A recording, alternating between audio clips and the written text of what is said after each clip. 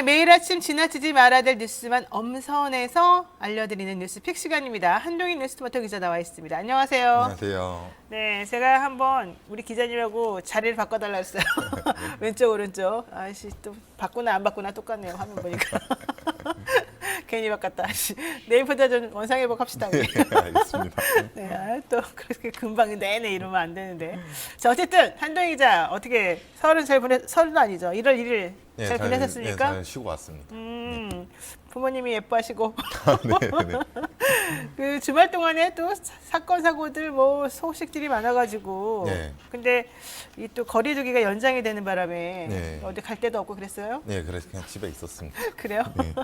자, 우리 첫 번째 이슈 한번 보겠습니다. 윤석열표 첫 게임 정책 후보 패싱과 대리 인터뷰. 이 기사는 도대체 뭡니까? 네, 윤석열 후보가 이제 게임 전문 매체에서 인터뷰를 1일 날 했습니다. 네, 확률형 네. 아이템 정보 공개 문제 관련된 거였어요. 네, 서면 네. 인터뷰였는데 사실은 이게 후보를 패싱한 대리 인터뷰였다. 오. 이런 지적이 나오고 있습니다. 네. 일단 공개된 인터뷰 내용을 보면은 확률형 아이템 정보 공개 문제에 대해서 수익성 추구는 기업의 입장에서 당연하다. 영업비밀 공개 의무화 등의 강력한 규제도 무조건 능사가 아니다. 이렇게 밝혔고요. 게임의 질병화 문제에 대해서도 지능과 규제를 적절히 다루는 것이 필요하다. 이런 입장을 밝혔습니다. 네. 그러니까 결과적으로 보면은 확률형 아이템이 굉장히 2030 세대에서 이슈인데 네. 이 부분을 유저들과 기업 간 신뢰복에 맡겨야 된다는 내용을 담았고 그리고 게임 중독에 대해서도 법률 개정에 원칙적으로 찬성한다 이런 견해를 남겼습니다. 네. 그러니까 이게 이제 서면 인터뷰 내용이 게이머들 사이에서 알려지면서 굉장히 큰 비판을 받아왔습니다. 그래서 다음 날 바로 윤석열 후보가 페이스북에 게임은 질병이 아닙니다. 라는 메시지를 다시 내면서 주워 담는 모습을 보였습니다. 그러니까는 우선 이제 지난번에 3프로 TV 유튜브에서 사실은 경제 정책 이런 거 얘기하면서도 윤 후보하고 이재명 후보가 조금 가지고 있는 베이스 기본 지식이 다른 것 같다 네. 이런 얘기 많이 나왔었고 그 다음에 김성애 주식백과에서 또 게임 관련된 사람들끼리 모여가지고 또 그 단체에서 인터뷰도 한번 시도한 게 있었잖아요. 거기에서도 마찬가지로 이재명 후보는 되게 그런 쪽에 좀 지식이 많은데 윤석열 후보는 그런 것도 좀 회피하고 그런 거 보니까 좀 못하는 것 같다 이런 얘기가 많았잖아요. 네, 그렇습니다. 근데 이번에 이제 게임형 그러니까 확률형 아이템의 그 정보 공개 문제 관련해 가지고 이제 인터뷰가 있었다는 거예요. 네. 그랬는데 그 인터뷰 내용이 뭐 올라갔는데 공개가 됐는데 알고 봤더니 그거는 후보 이름으로는 했지만 네. 후보가 한 게 아니었다. 후보가 몰랐던. 네, 후보는 아예 몰랐고 네. 후보 말고 밑에 있는 사람이 자기가 알아가지고 적당히 질의응답해서 써가지고 답을 보내준 거에 불과했다 네. 이런 거잖아요. 근데 그 내용도 사실은 게임 사용자들을 약간 좀 규제해야 된다는 쪽에 조금 예, 있었잖아요. 그렇습니다. 방점이. 네. 그래가지고 문제였던 것 같은데 그러니까 윤석열 후보 나중에 아니다. 우리가 뭐 꼭 규제하겠다 이런 뜻은 아니었다. 이런 얘기였나 봐요. 예, 근데 그렇습니다. 자, 그렇다면 여기서 얘기가 되고 있는 확률형 아이템 이거 도대체 정확히 뭡니까? 확률형 아이템이라는 게 게임을 하다 보면은 뭐 이제 유저들이 게임을 진행하기 위해서 아이템을 이제 구입을 하거나 뭐 게임 재화로 구매를 합니다. 근데 이게 확률이 낮고 확률이 0.1%, 0.01%, 뭐 100만 원을 써도 뽑지 못하는 그런 상황이 되다 보니까 이게 사행성을 조장하는 거 아니냐 비판이 많이 나오고 있습니다. 근데 게임사에서 이게 회사 내부 정보이기 때문에 공개할 수 없다. 근데 이제 유저들 같은 경우에는 이걸 투명하게 공개를 해야 된다.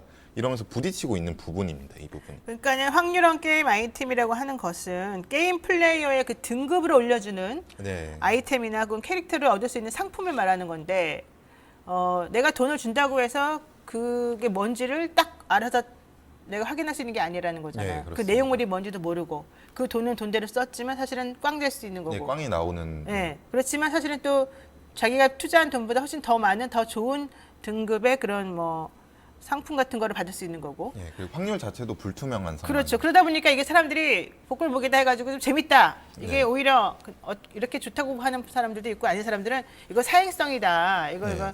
그 만든 게임 업체한테 돈 벌어주는 것밖에 안 네, 된다. 맞습니다. 이러면서 서로 논란이 있었어요. 네. 이런 것들 때문에 문제가 있었으나 여기에 대해서 어떤 윤 후보가 가지고 있는 정책이 뭐냐 물어봤는데 결과적으로는 그게 본인의 생각이 아니었다. 네. 가짜였다. 아이고 이러면 안 될 것 같은데 이렇게 후보를 패싱할 수도 있는 겁니까? 일단 서면 인터뷰라는 게 보통 네, 왜 한 거예요? 실무자들이 왜? 예, 말도 안 서면 돼. 인터뷰가 이제 후보가 직접 모든 대면 인터뷰를 할 수 없는 상황이기 때문에 실무자들 선에서 이제 인터뷰 내용을 대략 이제 윤석열 후보의 발언을 바탕 삼아서 답변을 합니다. 그런데 이제 그 부분에 대해서 윤석열 후보가 맨 마지막에 확인을 하고 결재를 했어야 되는데 그 부분이 좀 부족했던 것 그러니까 같습니다. 왜? 그러니까 이거는 일단은 모든 매체에서 인터뷰를 요청을 하는데 그분을 다 받아줄 수 없기 때문에 서면으로 합니다. 근데 이 부분은 뭐 네. 다른 후보들도 마찬가지긴 합니다. 내가 보기에는 윤석열 후보가 이쪽을 너무 모르기 때문에 그냥 전문가가 알아서 미스를 한 거 아니에요? 뭐 그럴 가능성도 없지는 않죠. 네. 아이고 참 확률형 아이템은 사실은 돈 장사한다고 이거 네. 장사하는 거다 이 게임 업체가 이것 때문에 말이 많았었는데 그래서 이거를 규제해야 된다 말아야 된다 말이 있었거든요. 근데 이제 그 인터뷰의 전제는 그런 거 다 떠나가지고 게임은 사실은 하면 안 된다는 게 사실은 좀 더 많이 깔려 있었기 때문에 더 문제였던 것 같아요. 자 좋습니다. 두 번째 이슈 봅니다. 안철수 대표, 국민의당 대표, 요즘 아주 그냥 하늘을 날아다니는 기분일 것 같아요. 네, 그렇습니다. 네, 왜 그래요? 그러니까 윤석열 후보의 뭐 막말 논란과 부인 김건희 씨 문제 이게 터지면서 네. 계속해서 윤석열 후보의 지지율이 하락세를 보이고 여기에 따라서 안철수 후보의 지지율이 상승세를 보이고 있는데 최근에는 지지율 10%의 문턱을 넘는 지지율도 나타나고 있습니다. 그래서 단일화를 해야 되는 거 아니냐 이런 얘기가 국민의힘 내부에서 나오고 있고 그동안 원래 국민의힘은 윤 후보의 득표율만으로 정권 교체가 가능하다고 했었는데 네. 김종인 위원장 같은 경우에도 이게 이제 뭐 도움이 될 수도 있다 이러면서 입장을 좀 선회하는 모습을 보이기도 했습니다. 그러니까는 윤석열 후보하고 이재명 후보 간의 지지율 격차가 벌어지는 것으로 일단 주말 동안 나왔고 예. 요즘에 그다음에 예. 오차범위 밖에서 이재명 후보가 앞서는 경우도 많이 나왔는데 이러다 보니까 윤 후보한테 빠진 그 표가 안철수 후보로 가는 것 같다. 예.